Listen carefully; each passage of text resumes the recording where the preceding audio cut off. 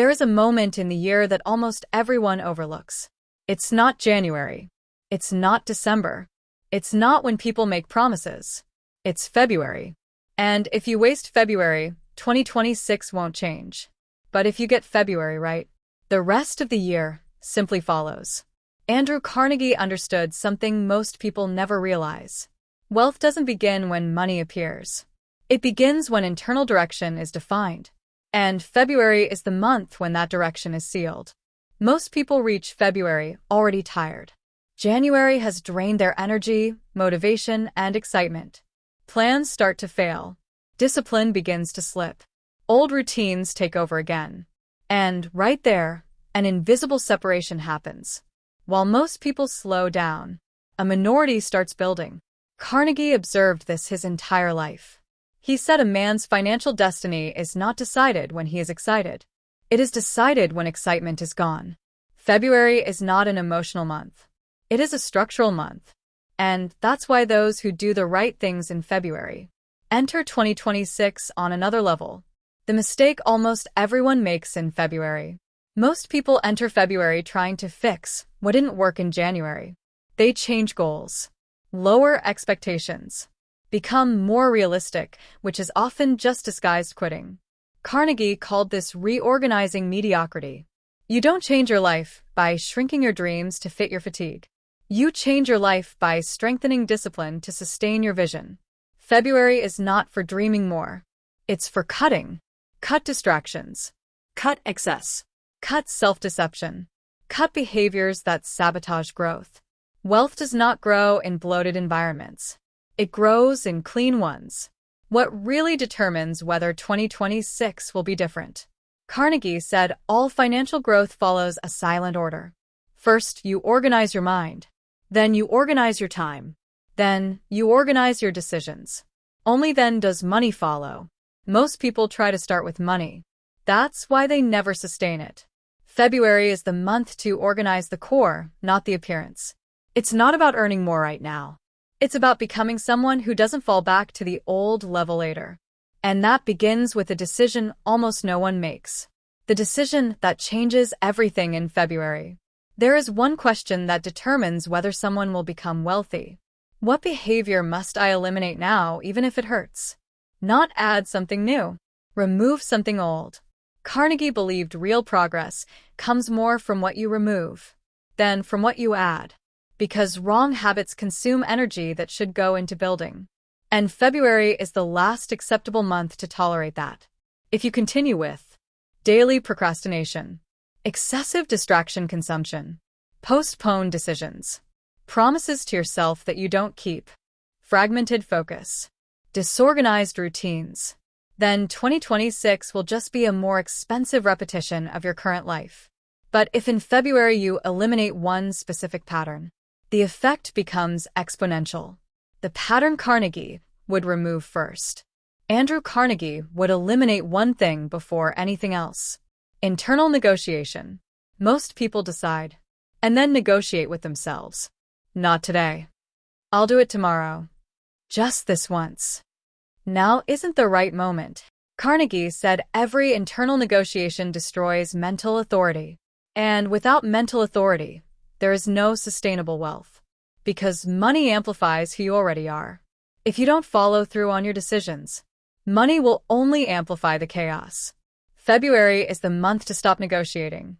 Not with the world, with yourself. What to do in February, practically. If you only do this in February, 2026 changes inevitably. 1. Set a fixed time to start your day. It doesn't matter which time. What matters is consistency. Carnegie believed that those who don't govern the morning don't govern their destiny. 2. Choose one skill that increases your value. Study it every day, even without motivation. Not many skills. 1. Wealth comes from depth, not dispersion. 3. Eliminate one distraction that steals your focus. Don't reduce it. Eliminate it. Something must die for something greater to be born. 4. Finish what you start, even small things, even simple tasks. The mind learns confidence through repeated integrity. 5. Work every day on something that gives no immediate return. Because that's what creates inevitable return later. Carnegie built wealth thinking in years, while others thought in months. Why this works? Because February is not a magical month. It is a consolidation point. Those who organize now gain a silent advantage, while others are still adjusting expectations. You are adjusting structure, while others are reacting. You are deciding, while others are waiting for motivation. You are building discipline. Discipline creates predictability. Predictability creates trust. Trust creates opportunities. Opportunities create wealth. What happens throughout 2025 if you win February? You start noticing subtle changes. Your mind becomes more stable. Your decisions become clearer. Your energy stops fluctuating so much. You stop chasing everything. Opportunities start finding you, not because you asked, but because you changed the pattern. And when 2026 arrives, you're not starting from zero. You're harvesting. The final phrase Carnegie would leave you with. Andrew Carnegie would sum it up like this: wealth doesn't come when you want more. It comes when you become someone who can sustain more. February is not about accelerating. It's about aligning. Not about doing everything, but doing the essential without negotiation. And if you do that now, 2026 won't be hope. It will be consequence. When you do what most people don't do in February, something invisible begins to reorganize. It's not your bank account first. It's your mind. And that is exactly what Andrew Carnegie noticed when observing men who became wealthy and men who remained ordinary. Those who grew financially were not the most excited. They were the most stable. They didn't depend on inspiration. They depended on pattern. And pattern is born when you honor small decisions long enough. February is the month when you trade promises for patterns. The silent change that defines 2026. After a few weeks of doing what you decided, even without motivation, your mind starts learning something new. I am someone who follows through. This sounds simple, but it's revolutionary. Most people live with their mind recording the opposite. I start, but don't finish. I decide, but postpone. I promise, but give in. And this destroys internal self-trust. You may look strong on the outside, but inside, your mind knows you don't sustain your decisions. And when the mind doesn't trust you, it blocks your courage. Carnegie said wealth requires constant courage, and courage is born from trusting yourself. So February is the month where you rebuild that trust. Not with affirmations, with repeated actions. Why this later shows up as money? Because money does not follow need. It follows value. And value grows when your mind stops oscillating. Your posture becomes firmer. Your communication becomes clearer. Your sense of responsibility increases. Your ability to handle pressure improves. People begin to feel this. Bosses, clients, partners, the market. You start transmitting something rare: stability. And stability equals trust. Trust equals responsibility. Responsibility equals higher income. None of this happens in a day, but it starts in February, the point where life begins to turn. There is a moment Carnegie described as the silent turning point. It's not when you receive extra money. It's not when a big opportunity appears. It's when you realize you no longer struggle as much to do what you decided. You don't negotiate with distractions like before. You don't quit so easily. You don't fall apart with every problem. You became more solid. And when a person becomes solid, life stops shaking so much. They begin building in a straight line. And building in a straight line for a year completely changes reality. What most people don't understand about February. Most people think wealth comes from big decisions. Carnegie knew it comes from small decisions, maintained when no one is watching. February is the last month when you can still adjust the foundation of the year. After that, the rhythm is already defined. If you keep postponing, negotiating, leaving things for later, 2025 becomes just an extension of 2024. But if February becomes the month of silent discipline, 2025 becomes the foundation of 2026. And 2026 becomes consequence, not attempt. The final truth about getting rich. Carnegie would make this clear. You don't become rich when you decide to make money. You become rich when you stop acting like someone average. When you keep the promises you make to yourself. Work even without applause. Learn even when tired. Continue even without immediate results. Stop negotiating with your own decisions. You begin to become rare. And the market rewards rarity. What you need to understand now. February is not an ordinary month. It is a consolidation point. If you let it pass, the year carries you. If you take control, you carry the year. And when you carry the right year, the following year rewards you. That's why this sentence makes sense. You will become rich in 2026. Not because you asked, but because in February you decided to stop negotiating with who you are becoming. Most people don't fail because they didn't try. They fail because they tried the wrong way. Andrew Carnegie realized this by observing men who started disciplined but returned to their old pattern weeks later. The problem isn't lack of willpower. It's dependence on emotion. Mistake number 1, starting with motivation instead of structure. February begins and the person feels excited. Watches videos. Makes plans. Writes goals. In the first days, everything flows. But what is driving the action? Excitement. And excitement is unstable. When fatigue appears, routine returns, problems arise, emotion drops. And since there is no structure, the person stops. Carnegie did not trust motivation. He trusted systems. Motivation is a spark. Structure is machinery. Those who depend on emotion stop when it fades. Those who depend on systems continue even without desire. Mistake number 2, trying to change too much at once. This one is classic. The person decides February will be the month of total transformation. Wake up early. Study every day. Train. Produce more. Change diet. Eliminate distractions. All at the same time. This is not discipline. It's overload. The mind goes into shock. And when the mind goes into shock, it reacts with escape. Carnegie said sustainable change is progressive. You don't break an old pattern with an explosion of effort. You break it with consistent repetition. Small wins create stability. Too many goals create quitting. Mistake number 3, not protecting the environment. The person wants to be disciplined, but stays surrounded by distraction. Phone all the time. Social media open. Conversations that drain energy. Disorganized spaces. The mind is shaped by the environment.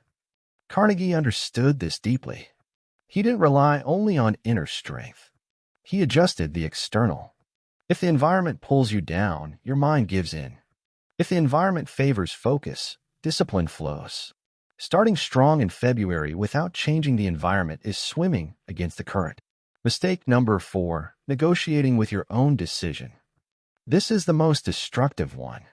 The person decides, I will study every day. On the 3rd day, a thought appears. Not today. And they negotiate. Every negotiation sends an internal message. My decisions are not a priority. The mind learns this quickly and stops taking you seriously. Carnegie did not negotiate with important decisions. He said, if I decided, it is decided, not from blind rigidity, but because internal authority is built through consistency. Without consistency, there is no internal trust. Without internal trust, there is no courage to grow. Mistake number 5, expecting fast results.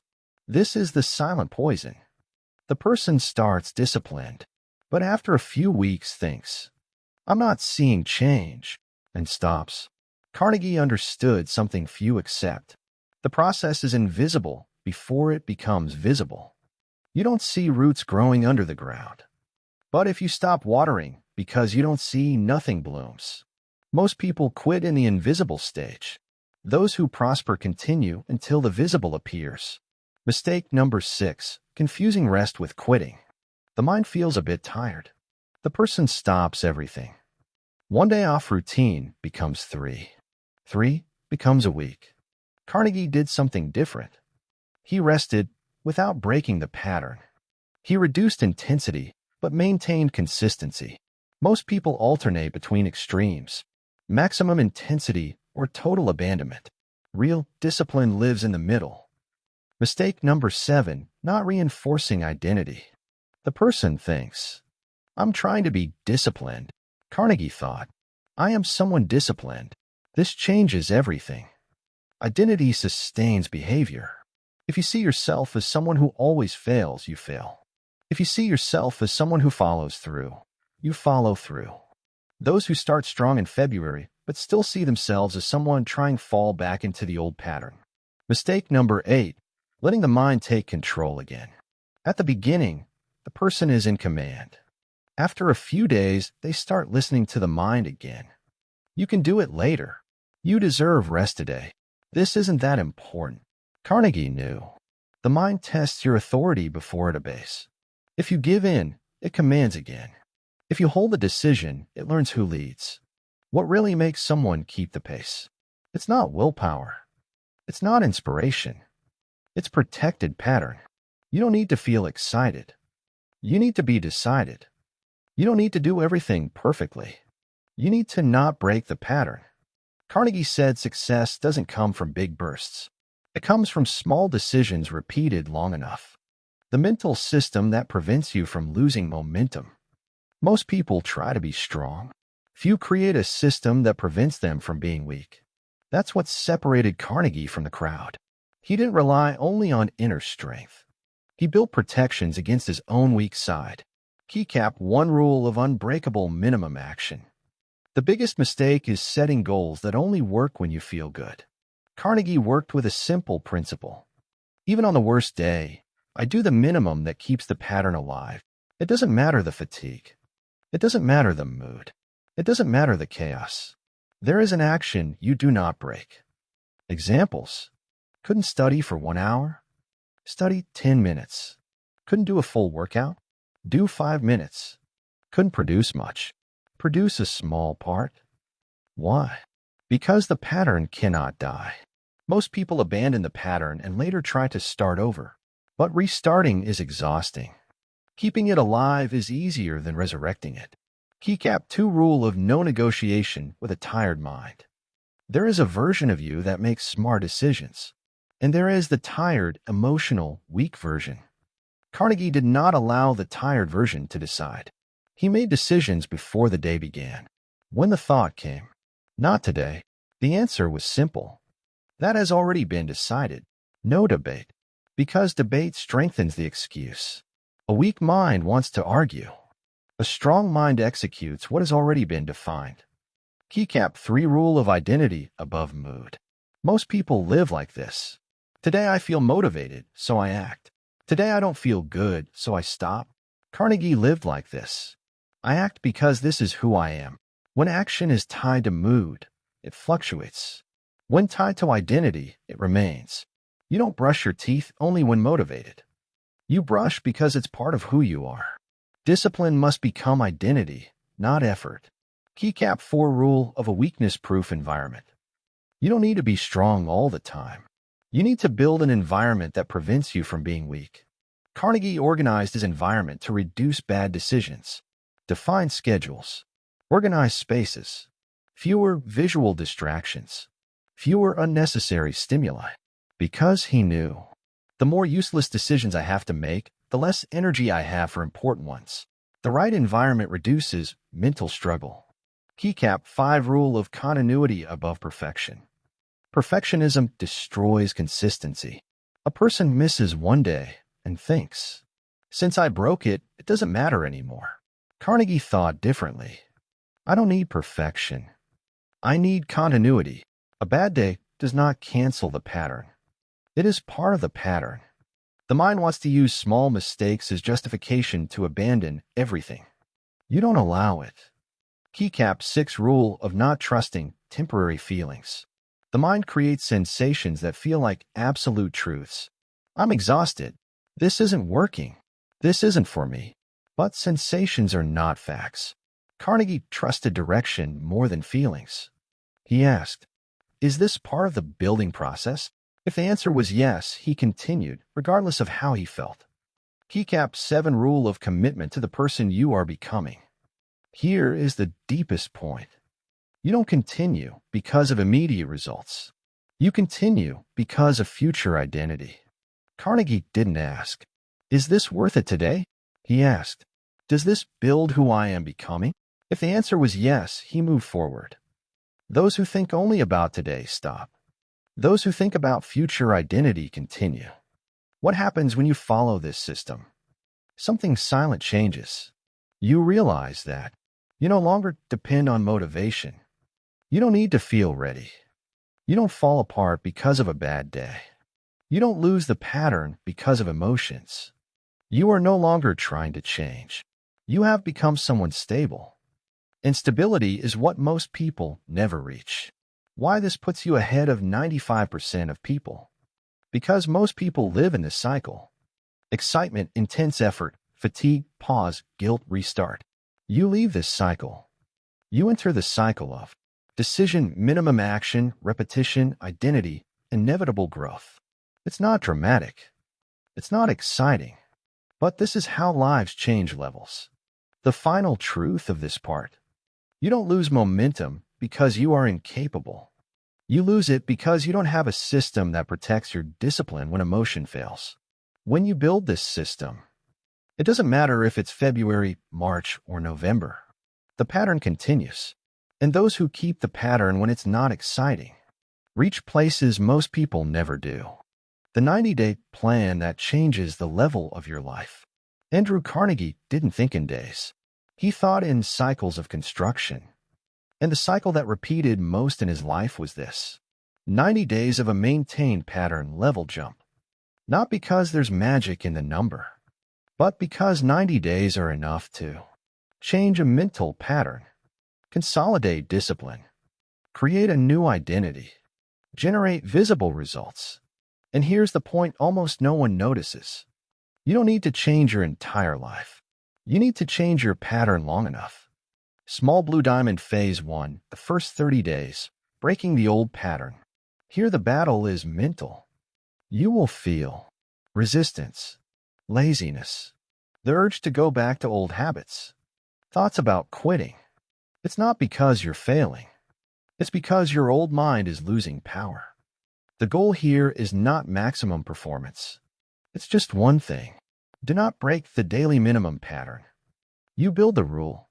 I do it, even without feeling like it. This starts creating internal respect. Your mind begins to notice. He says it, and he does it. And this is the beginning of mental authority.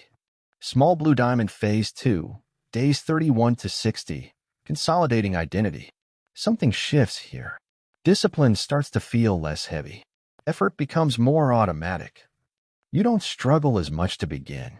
This is the phase where most people quit, because results are still not big.